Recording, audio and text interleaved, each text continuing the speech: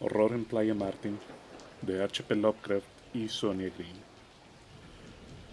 Nunca he oído una explicación ni remotamente adecuada sobre el horror de Playa Martin. A pesar del gran número de testigos, no hay dos reportes que coinciden, y el testimonio tomado por las autoridades locales contiene las más asombrosas discrepancias. Tal vez esta confusión sea natural en vista del carácter inaudito del horror en sí mismo, el terror casi paralizante de todos aquellos que lo vieron, y de los esfuerzos hechos por la mundana posada Wavecrest para ocultar todo después de la publicidad creada por el profesor Alton y su artículo ¿Están los poderes hipnóticos confinados a la humanidad?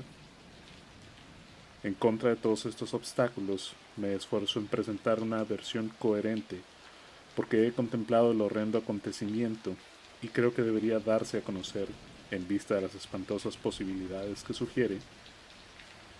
Playa Martin es, una vez más, un sitio muy popular como playa recreativa, y yo me esfuerzo cuando pienso en ello.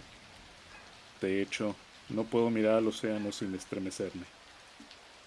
El destino no siempre carece de un sentido de drama y clímax. Por lo tanto, el terrible acontecimiento del 8 de agosto de 1922 fue rápidamente seguido por un agradable periodo de menor excitación en torno a las preguntas sobre Playa Martin. El 17 de mayo, la tripulación de un barco pesquero, el Alma de Gloucester, capitaneado por James P. Orne, mató, tras una batalla de casi 40 horas, a un monstruo marino cuyo tamaño y aspecto produjeron la más grande agitación posible en los círculos científicos, por lo que ciertos naturalistas de Boston tomaron todas las precauciones para su preservación en taxidermia. El ejemplar era de unos 15 metros de longitud, de tosca forma cilíndrica y de cerca de 3 metros de diámetro. Era, inequívocamente, un pez con branquias en la mayoría de sus rasgos, pero con algunas modificaciones curiosas, tales como rudimentarias patas delanteras y pies con 6 dedos en lugar de 5 y de aletas pectorales, las cuales inspiraron las más amplias especulaciones. Su extraordinaria boca, su grueso y escamoso pellejo y su único ojo hundido eran maravillas apenas menos sobresalientes que sus colosales dimensiones. Y cuando los naturalistas pronunciaron que era un organismo infante, que no podía tener más que unos pocos días de haber salido del huevo, el interés del público se elevó a alturas extraordinarias. El capitán Orne, con típica sagacidad yanqui, obtuvo un buque lo suficientemente grande como para mantener el ejemplar en su almacén y organizar allí la exhibición de su trofeo. Con juiciosa carpintería preparó lo que se convertiría en un excelente museo marino y zarpó hacia el sur, hacia el rico distrito turístico de Playa Martin. Una vez que ancló en el muelle del hotel, recolectó múltiples cuotas de admisión. La intrínseca especularidad del espécimen y su significación, que penetró en las mentes de muchos visitantes científicos de todas las regiones, se combinaron para convertirlo en la sensación de la temporada. Era absolutamente único en cuestión de revolución científica. Eso estaba bien entendido. Los naturalistas habían demostrado de manera plena que este ejemplar difería radicalmente de un pez, de inmensidad similar, capturado en la costa de Florida, siendo este un obvio habitante de profundidades casi increíbles, posiblemente de miles de metros. Su cerebro y órganos principales indicaban un vasto desarrollo, y fuera de toda proporción para cualquier cosa hasta ahora relacionada con la tribu pesquera. En la mañana del 20 de julio, la curiosidad del público se incrementó por la pérdida del buque y su extraño tesoro. En la tormenta de la noche precedente se le habían roto las amarras y se desvaneció para siempre de la vista del hombre, llevándose consigo al guardia que había dormido a bordo, a pesar del amenazador clima. El capitán Orne, respaldado por el extenso interés de los científicos y auxiliado por un gran número de barcos pesqueros venidos de Gloucester, hizo una completa y exhaustiva navegación de búsqueda, pero sin más resultados que la incitación del interés y las discusiones.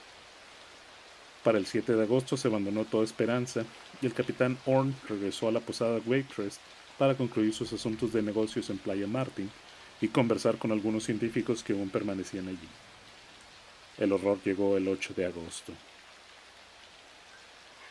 Pasó durante el crepúsculo, cuando las grises gaviotas sobrevolaban cerca de la costa, y la puesta de luna comenzaba a brillar en una línea sobre las aguas. La escena es importante de recordar porque cada impresión cuenta. En la playa había varios paseantes y algunos bañistas tardíos, rezagados de la distante colonia de cabañas que se eleva modestamente en las colinas del norte, o de la adyacente posada, cuyas imponentes torres proclamaban su lealtad a la riqueza y a la grandeza. Dentro del campo visual había otro grupo de espectadores, los haraganes de las terrazas cubiertas e iluminadas de la posada, quienes parecían disfrutar la música del suntuoso salón de baile. Estos espectadores, incluidos el capitán Orn y su grupo de científicos, se unieron al grupo de la playa antes de que el horror progresara demasiado. Lo mismo hicieron muchos de la posada. Ciertamente no hubo falta de testigos, sino que confundieron sus relatos por el miedo y la duda de lo que vieron. No hay registro exacto del momento en que todo empezó. No obstante, la mayoría dijo que la luna estaba a un pie por encima de los vapores bajos del horizonte. Mencionaron la luna porque lo que vieron pareció sutilmente conectado con esta. Era una especie de cautelosa, deliberada y amenazante onda que se extendía desde el lejano horizonte a través de la resplandeciente línea de los reflejos de la luz de la luna, y que pareció disminuir antes de alcanzar la costa. Muchos no notaron esta onda hasta que lo recordaron por los eventos posteriores, pero parece que fue muy sobresaliente, diferente en altura y movimiento a las olas normales a su alrededor. Algunos la describieron como astuta y calculadora, y, como si extinguiera astutamente por los lejanos arrecifes negros, de repente, desde la resplandeciente agua salada, fue arrojado un alarido de muerte, un grito de angustia y desesperación que estremeció a todos aquellos que lo escucharon. Los primeros en responder al alarido fueron los dos guardacostas a cargo, robustos hombres en trajes de baño blancos, con su insignia distintiva en letras rojas sobre sus pechos. Acostumbrados como estaban al trabajo de rescate y a los gritos de los que se están ahogando, no pudieron encontrar nada familiar en las sobrenaturales ululaciones. Más con sus entrenados sentidos del deber, ignoraron toda extrañeza y procedieron a realizar su protocolo para tales casos. Tomaron deprisa un salvavidas inflable que, junto con su bobina de cuerda adherida, siempre tenían a la mano. Uno de ellos corrió muy rápido a lo largo de la costa hasta la escena en donde se aglomeraba la multitud. Desde ahí lanzó el objeto. Luego de girarlo varias veces para ganar impulso, arrojó el disco hueco muy lejos en dirección hacia donde había venido el sonido. Después que el salvavidas desapareciera entre las olas, la multitud aguardó con curiosidad para ver a aquel cuya angustia había sido tan grande, impacientes del rescate logrado por la inmensa cuerda. Pero pronto quedó claro que el rescate no sería asunto rápido ni sencillo. Por más que intentaron tirar de la soga, los dos musculosos guardacostas no pudieron mover aquel objeto que estaba al otro extremo. Por el contrario, notaron que aquello jalaba con igual o mayor fuerza en la dirección opuesta. En segundo fueron arrastrados hacia el agua por la extraña fuerza que se había enganchado al salvavidas. Uno de ellos, al recuperarse, pidió ayuda a la multitud de la costa, a quienes les arrojó la bobina con el remanente de la soga, y en un instante los guardacostas fueron respaldados por los hombres más fornidos, y de entre ellos el capitán Orn. Todos comenzaron a pujar junto con los salvavidas. Más de una docena de fuertes manos estaban ahora remolcando desesperadamente la gruesa cuerda. Sin embargo, no obtuvieron ningún resultado. Mientras más fuerte jalaban, la extraña fuerza del lado opuesto oponía mayor resistencia, y ya que ninguno de los extremos descansaba, la cuerda se volvió rígida como el acero por la enorme tensión. Los esforzados participantes, al igual que los espectadores, estaban consumidos por la curiosidad acerca de la naturaleza de esta fuerza en el mar. La idea de un hombre ahogado había sido hace mucho desechada e insinuaciones de ballenas, submarinos, monstruos y demonios eran libremente pronunciadas. La humanidad movió a los rescatistas en un principio. La sorpresa los mantuvo en su propósito y seguían tirando con la sombría determinación de descubrir el misterio. Fue opinión general el que una ballena debía haberse tragado el salvavidas. El capitán Orn, como líder innato, gritó a aquellos en la costa que sería necesario un bote para poder acercarse, arponear y atraer a tierra al furtivo leviatán. Varios hombres se dispersaron en busca de una embarcación adecuada, en tanto que otros fueron a suplantar al capitán en la cuerda tirante, ya que su lugar era lógicamente con cualquier equipo de marinos que se formara. Su idea de la situación era muy amplia y no se limitaba a las ballenas, desde que se había enfrentado a un monstruo mucho más extraño. Se preguntaba cuál sería el comportamiento y las manifestaciones de un adulto de la misma especie a la que pertenecía el infante de 15 metros. Entonces, con aterradora violencia, se reveló el hecho crucial que cambió la escena entera de una maravilla a una de horror, y el grupo de trabajadores y testigos se vieron aturdidos por el miedo. Cuando el capitán Horn intentó cambiar su lugar en la cuerda, encontró sus manos adheridas por una indescriptible fuerza, y en un segundo comprendió que era incapaz de soltar la cuerda. Su problema fue adivinado al instante por los demás, y cada uno hizo la prueba en su propia situación. Todos estaban en las mismas condiciones. El hecho no podía negarse. Cada uno de los hombres estaba irresistiblemente sujeto a la cuerda de cáñamo por alguna misteriosa atadura que lenta, horrible e implacablemente los jalaba hacia el mar. Un indescriptible horror sobrevino, un horror en el que los espectadores quedaron petrificados en absoluta inmovilidad y caos mental.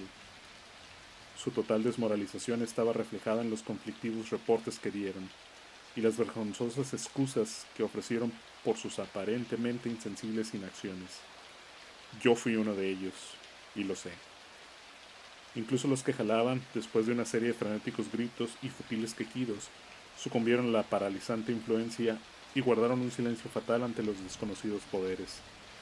Estaban bajo una pálida luz de luna, pujando ciegamente contra una espectral condena, e inclinándose monótonamente hacia atrás y hacia adelante, a medida que el agua llegó primero a sus rodillas, luego a sus cinturas.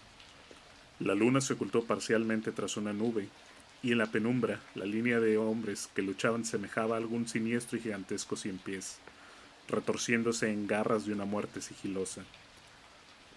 La cuerda se endurecía más y más, a medida que los tirones en ambas direcciones aumentaban.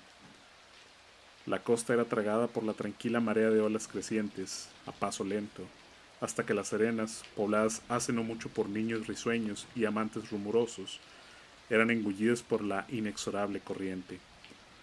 La manada de espectadores, presas del pánico, retrocedían ciegamente a medida que el agua se deslizaba por sus pies, mientras la aterrorizada línea de luchadores se balanceaba horriblemente, semisumergidos, y ahora a una distancia considerable de su audiencia.